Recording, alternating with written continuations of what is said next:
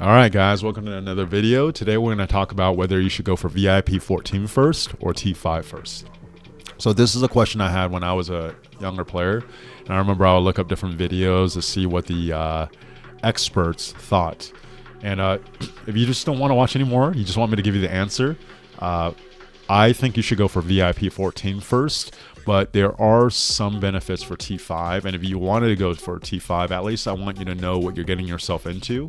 And we'll actually present that here. Okay, so to start out, the early game meta is very different from the end game meta when it comes to power. Okay, early game, I notice that there is this like fixation on what your power is at, and for the most part, that does not exist in the end game.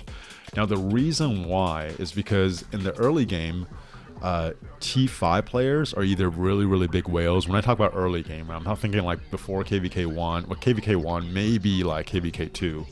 T5 players are for the most part really big whales, or you get migrants that have already gone through KVK 2 and 3, and maybe even Season Conquest, and then they migrated back and they're a T5 player, right? And when it's early game, so when you're below 50, I want to say it's like 53 million power, the more research you have, so the higher your military technology is, the more power you have. So power also indicates how far along your military technology is, which directly translates to how well you do on the field. In the end game, it's way harder for a big whale to tank like 2 or 3 players. Like if you have 2 or 3 decent players, even if you have the biggest of the biggest whale, you're not just going to be able to take on like a bunch of players at once. Whereas in the early game, I remember right before KVK1, one of our T5 players was testing, I think, Richard Martel, and he was tanking like 6 or 7 of us, right? He just brought out a T5 with Martel primary, Richard secondary, and then we were all just wailing on this guy at the same time, and then whoever he targeted just like melted away, and he slowly like chipped us down. I think we ended up maybe kind of beating him, but it was like, I remember watching him, I'm just like, good God, this guy is a god amongst men, right? So when you have T5 in the early game, you feel like this guy on the screen here, which is Volturi. If you don't know where this is from and you only seen the meme, go get a girlfriend and they'll tell you all about it. So power matters more in the early game because it also means more tech, right? Once you get to 53 million power, where you unlock T5, more power just means you have more troops, but it doesn't necessarily mean your tech is more advanced. Now, I also remember early game, like KVK1 or KVK2, there was like a reputation or a recognition. So a way we count how strong the kingdom is how many T5 players do we have, right? If we have 20 T5 players and the opponent has like 6 T5 players, we're going to wreck them. It's almost like the other players that aren't T5 don't even matter. And then even if you look at the markers, when like a pass opens or something, right, there's always a marker that says reserve, or these spots are reserved for T5 players. You literally do feel like a Volturi if you have T5 early game. So I personally unlocked T5 right before KVK3 started, and I remember thinking it was going to be a big deal, right? Like now I'm get to join the elite, the Volturi, and when I unlocked it, it didn't actually seem to make that big of a difference. And the reason why is because by that point, a lot of people had already also unlocked T5, you know, maybe like 50 players in our kingdom or more. So yes, okay, that's cool, good for you, but it's not like KVK1 where you're one of 6, one of 8, or whatever T5 players where it makes a big deal. Now, I like to call when you unlock T5 like kind of like the high school GPA effect, right?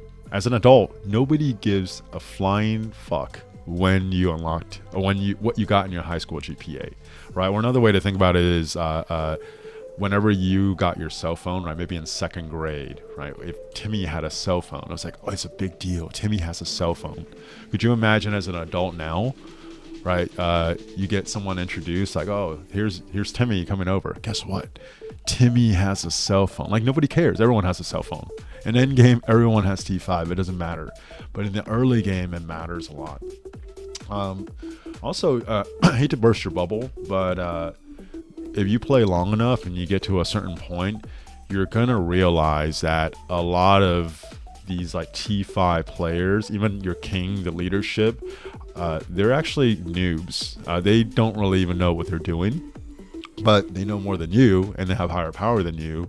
So when you're a lot younger, you almost look up to them, right? Like it's a freaking mobile game. I'm a grown-ass adult, but I remember when I was in like KVK1, before KVK1, there's a part of me that actually looked up to the T5 player. So I think that also affects the psychology where T5 seems to matter more, right? And at some point you're going to realize that your parents aren't the smartest people in the world. Just like at some point you're going to realize that the T5 whales or your leadership in the early game actually are kind of noobs and they don't know what they're doing. There's some really good players. I'm not saying all of them are, but I hate to burst your bubble. Well, maybe I don't, but you're going to realize that at some point.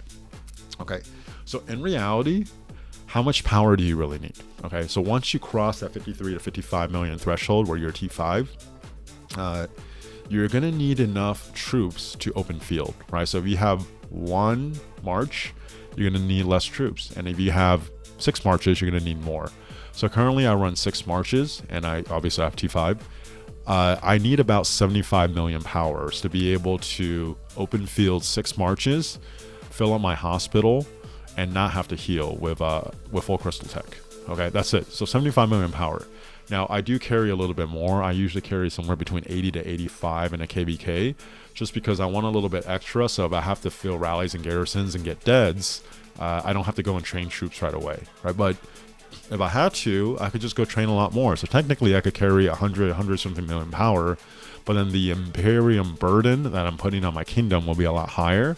And it doesn't really matter that much whether I have more than 85 million, because I could easily train it up if I have to, but I'll have enough to kill it, and I have more than enough to field. I have more than enough to do open fielding when I have 75 million power. Okay, so it's just something where power, having a T5 matters a lot more in the early game, and it actually is almost inconsequential in the late game, right? Same thing, like, if I don't know how old you are when you're watching this, but if you thought your SAT score mattered, your GPA in high school mattered, when you had a cell phone mattered, as you get later and later on in life, it just matters less and less. Okay, so the case for VIP 14, the biggest case I can make is that it helps the transition to KVK 3 or the late game or end game commanders. All right, no matter how big of a whale you are, there's going to be a shock to the system when you transition to KVK 3, or when these endgame commanders become available, because you just don't have enough time to save up enough gold heads. And you're going to feel kind of like a punching bag when you get to KVK 3, because when people have endgame commanders you don't, the power creep level has become so high that even if your equipment is pretty good or really good, you're just going to be at a disadvantage and you're going to feel like you're playing catch up, right? So currently I finished KVK 6 and for the most part my commanders are caught up. By the time KVK 7 starts for me, all my 6 marches will be fully expertised, right? So it'll take me about 3 KVKs to fully catch up and be expertise. Some players, I think you're a much higher spender. Maybe you could do it in 2 KVKs. I don't think you could do it in less than 2 KVKs.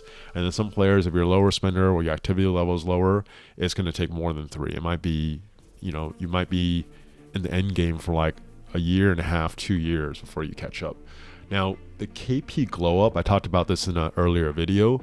There's going to be a point when you notice when you transition to the end game, so KVK 3, 4, and beyond, that all of a sudden your commanders and equipment, but mostly commanders, will be at a level where it's close enough to where everyone else is, where it's just much easier to get kills. So in KVK 4, when I first transitioned to Citizen and Conquest, that's when endgame commanders became available for me.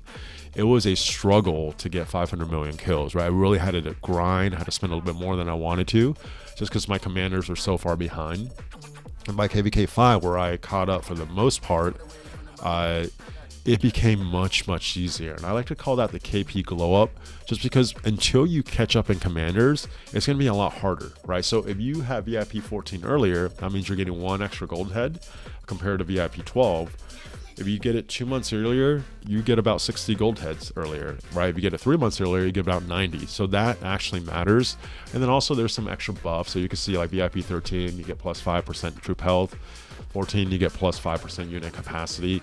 I know if you have your technology is further advanced, your personal research technology, you'll get more boost, right? So I'm not making an argument that having VIP 14 provides more benefit to just fighting in the moment on the field than having further technology, but you do also get some bonuses for the buffs that you actually miss out on if you don't get those VIP levels. Also, your T5 does not equal their T5, right? So I remember early on fighting T5 players, it felt like whatever their advantage was insurmountable. Like they were so strong that it was almost insurmountable. Like I would never catch these guys. And a lot of it is, yes, they have further technology, but also because they have a lot more time, they're able to run more marches. Their equipment is way further along. So just because you get to T5 and you're a T5 player like them, it doesn't mean you're going to be nearly as effective, just because you haven't had as much time, right? So yes, like T5 is important to get, but it's not like once you hit T5, you cross over this threshold and now you're the Volturi and you're one of the haves and not the have-nots. So in conclusion, really the decision you're making between going for VIP 14 or T5 is, would you rather play for the mid and long term, or you want quicker short-term returns? Because if you're playing for T5 and everything is going into getting T5, your technology is going to be further ahead, right? But when you get to KVK 3 and 4, that transition is going to be a little harder. And also, it's hard to measure the value of an ego boost. And so, for example, right, and when I was in my mid-20s, I bought a sports car that cost about 85 grand, which was a lot at the time. Well, it's still a lot now, but it's a lot at the time for a mid-20-something-year-old. And if I could go back, I would do it again. Right? Was it the best financial decision? No. Did I get a huge ego boost? Yes. Did I get it to actually get it out of my system, kind of experience what it's like, and then learn from it? Yes. Right. And I actually still tell a lot of people to this day now, like, it's not necessarily the best financial decision, but the lesson you get from getting a high-end sports car early, like if you get it and you realize what it provides you, but also it doesn't provide you some of the stuff that you think it does, it's actually a life lesson that you can get that will really help you later in life. So if you have the means to do it, I actually think, go for it.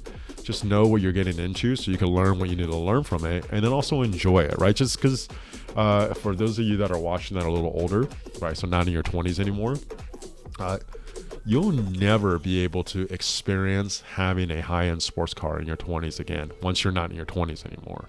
So like, how do you put a value on what that's worth, right? Like, you could just tell people, hey, save for the future, save for the future, save for the future, but there is something to say about like short-term gratification, getting to experience some of this stuff. And the most important thing for me is that when you experience it, you see it for what it is, and then you learn from it. Okay, so that's my conclusion. Personally, I think you should go for VIP 14. If you want to go for T5 first, there are benefits, right? You get a reputation boost, ego boost. You will be able to fight a little bit better on the open field and like KVK 1 and 2. But then that transition to KVK 3 is going to be a lot tougher. Now, if you watch all the way to the end, hopefully you got some value from this or you were entertained. Please like or subscribe, and I'll talk to you guys next time.